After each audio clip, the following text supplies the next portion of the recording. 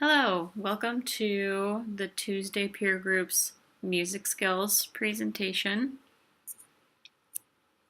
given by Kaylee, Mary, Kathy, and Kara.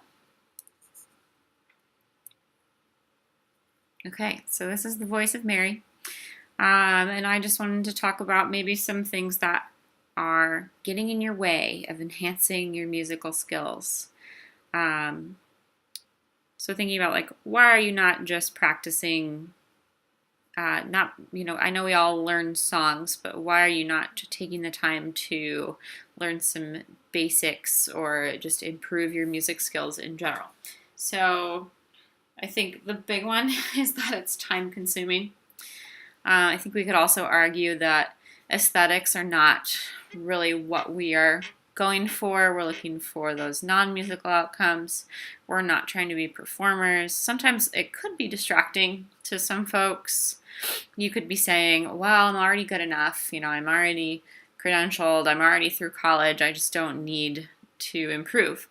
Or you could be saying, my principal instrument was the French horn, so I'm just never going to be a guitar player or a singer or a piano player. So then let me brief you on some reasons why you should try to improve your music skills to benefit the people you provide services to. So there's this information processing theory, which it's basically how much meaning does a message carry when we get information. How are we interpreting it? So there's kind of this sweet spot of balancing complexity and functional level, right? It can't be too complex, but it can't be too simple. And the function of it is kind of on a, those things are correlated. So for each person, that's going to look a little different. If you think of information as little pieces of data that you receive, and redundancy as little pieces of data that is familiar, we want to provide some uncertainty, but not too much. So not too much information, and we don't want to be redundant.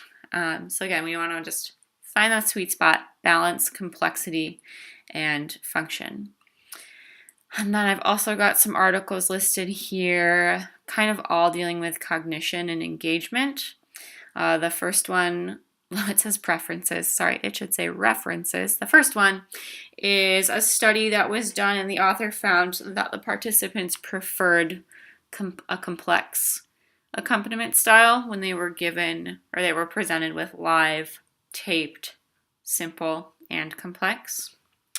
We've got a couple other things from articles, just kind of going over the importance of needing to change things. If you are hearing the same, eventually you're going to habituate. You're going to tune that out.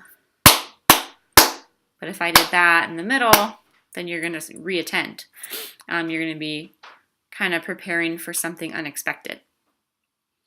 Let's see.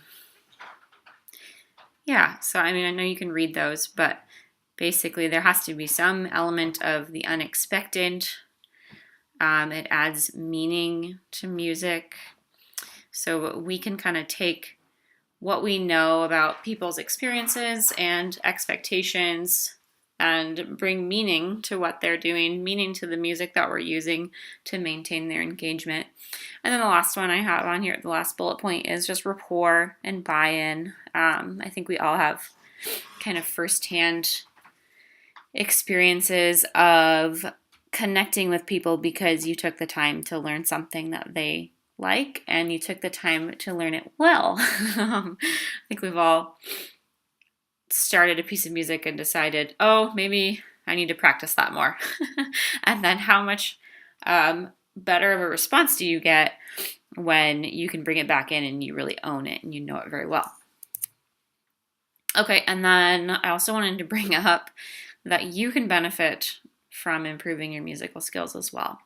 So you are a music therapist. I shouldn't have to explain that one too much. So we need to be proficient in music. And then I've also got something from Levitin. Participation in a non-linear or non-goal-oriented task increases attention, memory, and learning. So if it's not enough for you to just, be better at music, know that doing that in a non-linear way, so not saying doing more music than just what's billable, I guess, is going to help your attention, memory, and learning in maybe a way you don't notice at first, but it will. And then advocacy. So for the field, for our department, we need to be competent and we need to show that to not only the people we work with, but the other professionals that we work with. And then self-care.